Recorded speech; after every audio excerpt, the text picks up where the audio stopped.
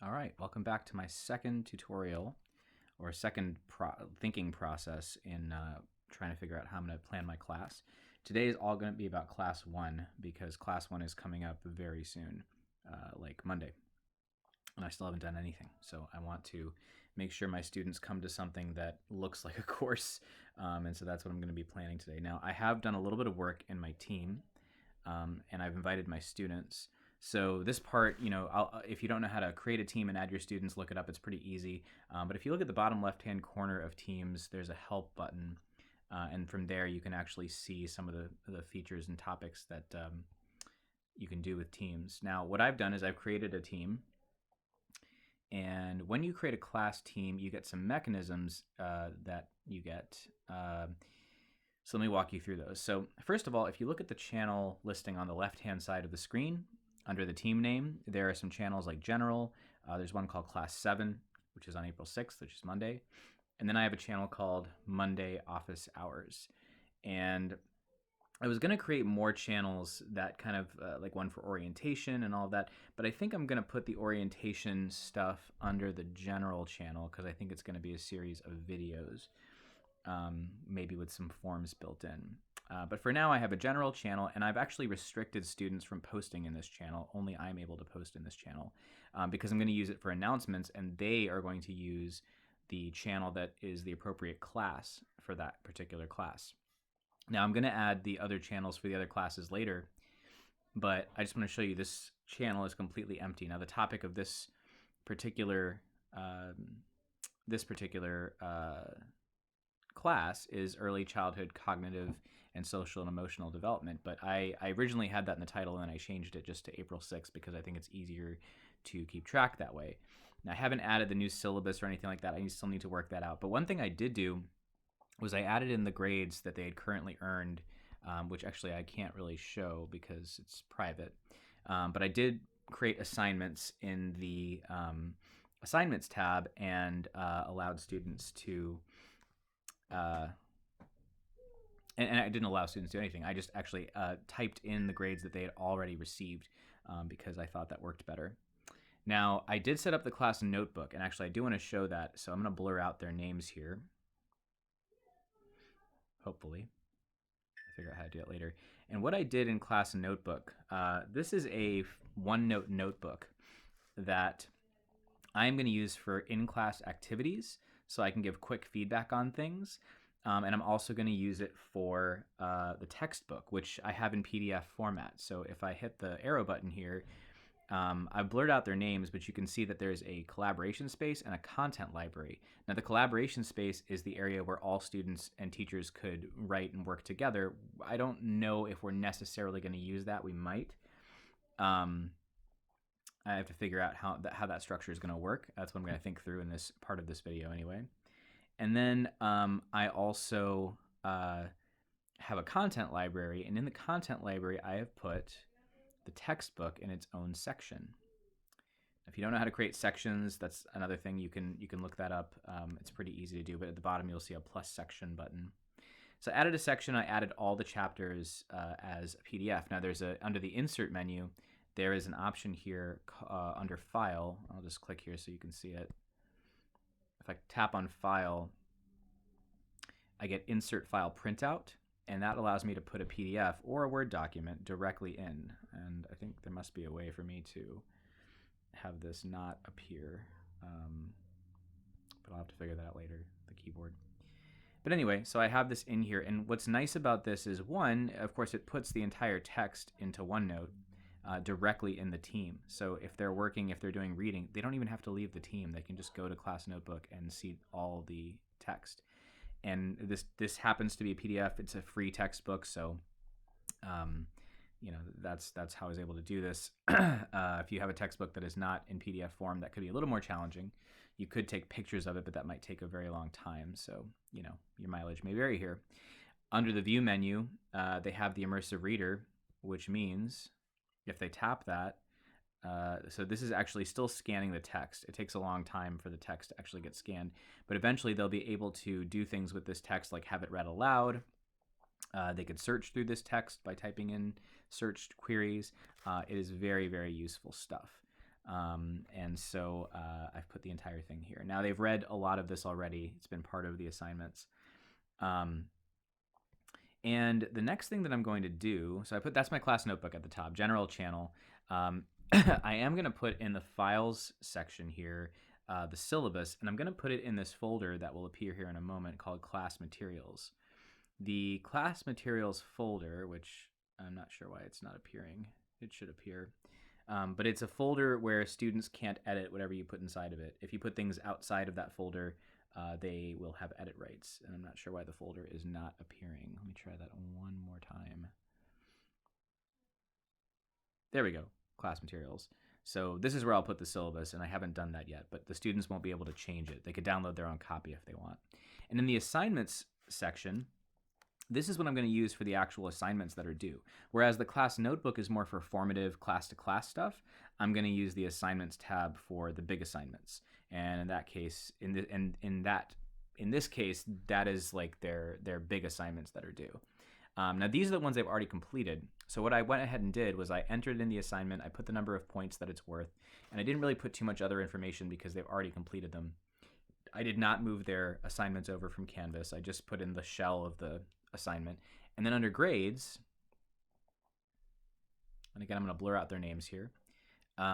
Under grades, you can see that I've put their grades, and they can easily see already what they've achieved and what they've already done. So again, assignments is going to be used for the big assignments in the course, the quizzes, the papers, that sort of thing. And the class notebook is going to be where they do a lot of work in the class. I'm going to figure out a way to make this work. And then I'm going to use the post section as a way to, the post section in the general tab is going to be specifically for announcements. So they can't post here. But if I go to my class 7, this is the one for Monday, which nothing is here yet. We're going to build this out today. You'll notice that there is there's a post section here, and this is where I'm going to have conversations about the content from this particular class. And I can add other things in here that make it a little easier. I'm going to create a playlist for students to go through and actually be able to check off items when they're complete. I think that's going to be very useful. So I also created a channel called Monday Office Hours because this course is going to be asynchronous, which means there's no set time to meet, but I did want to provide a way for students to talk to me. So I created a meeting in Monday Office Hours, and I did that by, at the very bottom of the screen where those icons are, you'll see there's one that looks like a camera, and if I tap that in the channel, this is called Meet Now, and what I can do with that, there I am, is I can click on Schedule a Meeting, and now you'll see that it's going to schedule this meeting directly in the channel. And so once I put in all these details, I don't have to invite anybody. I can just click send, and it's going to invite everybody to this particular meeting. So when Monday rolls around, all they have to do is click on Monday Office Hours and join that meeting, which I'll already have started a few minutes prior to. So that's where I am right now. And I'm going to walk through right now how I'm going to set up the rest of day 1, because day 1 is really important. I have to do an orientation of some kind to walk them through how to use the technology. Okay, so what I just did was I made a video of me presenting my presentation. I did it through a screen recorder, and now I have a finished video. And what I did with that video is I put it into Microsoft Stream, not this account, but this account. I uploaded it into Microsoft Stream. The way you access Microsoft Stream is by going to office.com and showing all apps and clicking on Stream. Hopefully it's enabled for you at your institution. But I uploaded it there. This is kind of like a internal YouTube, so you can really do whatever you need to do with the videos. They will never escape Stream. They'll never be public. But people in your organization could view it, or your class, and they can leave comments and that sort of thing. So what I did was I limited this video to, you can see there that it's captured my webcam below. Well, hello everybody. It is great to see you. And you can see that it's got me in the frame there. And I was hoping it would have the captions, but apparently that was not added here. I don't know why that didn't happen, but regardless, we do have an interactivity tab, and that's really what I want to do. So now that I have this video, I'll just show you a little bit of the video. This online format. To think about it for a second. Every time he threw something in the bathtub, she screamed as if it was just the worst thing ever. And so you see here that I've got this video playing, and I have a point where it was bigger than what the drain. She doesn't. I'm gonna ask them to think about something, and they kind of bump into you. It's like they're in their own look, or they don't understand. Find it. It's the idea that it's coming. Lectures and theorists. I mean, we can. So okay, so I have them watch a video, and then when the video's over, the question is this more of a Vygotsky classroom or more of a Piaget classroom, and why? So the video is going to stop here. You're going to see that form, and then afterwards, I'll explain what my expectation for the answer is. Okay, so this is the part where I want them to actually do something. So I'm going to click on Add Form, and I need a form actually to do this. So I'm going to go and I'm going to create a new form in the Forms app. And the question that I want them to answer, so I'll show you here. I'm going to create a new form, and it's going to be one form per time. So for this particular stop and jot, I'm going to make this form Vygotsky versus Piaget. And then I'm going to add one question, which is just, was this classroom using theory from, theory from primarily Vygotsky or Piaget? Why do you think, or how do you know, I'll say. Okay, so that's one question, and I'll make it a long answer just in case they want to write a little bit more. I'll make it required, and now I have a form. So I'm going to click on Share. That's going to give me a link, and I'm going to keep it on only people in my organization can respond. Hopefully this works. So I'll click on Copy, and then I'm going to go to back to Teams. No, then I'm going to go back to my video. Where is it? Oh yeah, it's up here.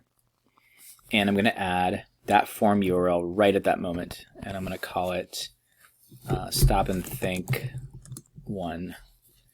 And you'll see there's the position on the timeline, 8:52. I'm going to add that to timeline.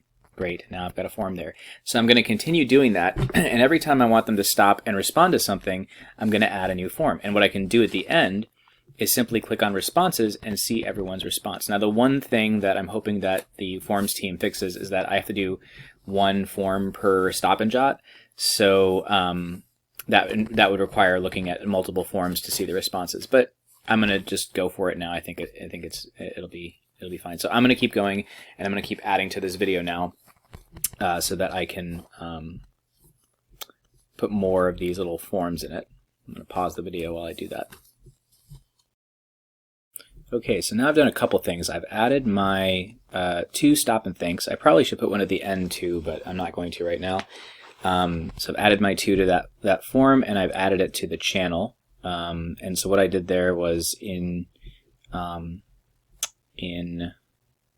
Stream, if I click on Add to Group or Channel, you'll see that I've added it to my classes team. I just looked up my team as a group here, and now only they can see it, and no one else in the organization can see it. I could change that if I want to. I also shared it with a channel specifically for the team, because then when I go to the team, if I click on that plus button, one of the options I get is Stream, and I can add, I've already done it, but I'm just showing you how.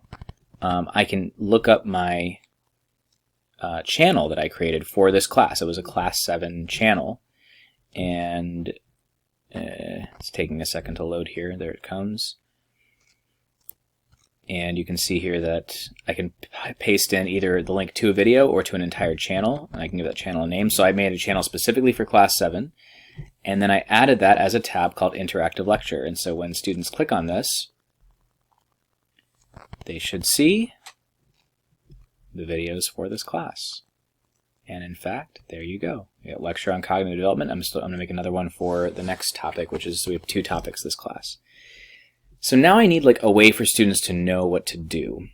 All right, so I scratched the idea of actually using the sway, and what I did instead was, I mean, you could use a sway and you could add it as a website, but I instead created a wiki by clicking the plus button and then clicking on wiki. And now the channel has a wiki that has a checklist, and this will tell them exactly what they need to do as they're going through and completing activities. I'm going to do the same thing for part 2 because there's going to be a part 2 of this. Now, all that said, there is one other thing, which is that task number 3, after they watch the lectures, which they can do by clicking on Interactive Lecture, is they're going to use the class notebook in the General channel to do an activity. So I go to General and I click on class notebook. What you're going to see here is that every student has their own section, and they can't see each other's section, but the collaboration space is actually open to everybody. But what I can do, which is really convenient, is I can actually create a space for every single group, because Teams doesn't load all websites perfectly. So I'm going to open up the class notebook tab, or app, or maybe I'm not. Let me see who I'm logged in as. Okay, that's fine. Let me see here. I'm going to open up my, no, that is not the notebook that I wanted to add. Look at class notebooks here. There it is. Alright, so I'm going to open up the notebook. And hopefully this is going to give me the option to, let's see, it should give me class notebook option and the option to manage. So, all right, now we're finally here. So I've created sections in these notebooks. I think one's going to be in-class activities. And what I'm going to do is I'm going to create a collaboration space group. So I'll do, so I'm going to create a new section called Class 7 Group 1, and I'm just going to select 3 students, and I'm not going to give read-only access to other students. I want this to be a private space. So now I'm creating a private space just for those students. And I'm going to keep going. I'm going to do add section. I'll do Class 7 Group 2, and I'll select another 3 students. And then I'll click on create. And the idea behind this is that I am going to have an activity where they each pick a different age group in the range of kids that we're studying, and they'll only see the group that they're in. And so now if we go back to the notebook and we click on the collaboration space, actually we need to refresh this and synchronize it. Once we do that, we should see the new sections pop up. But I could also, there we go. And you'll see here that I've got group 1 and group 2, but they'll only be able to see the group that they're in. Now the pages that I add, I can give activities for them to do. I haven't come up with the activity yet, that's next. But I'm thinking that I would have them think through if they were working with a particular group and have them look at the cognitive milestones for that particular group and then come up with a plan of some kind, like if they were teaching them or babysitting for them or taking care of them in some way. That would be the assignment that goes in here.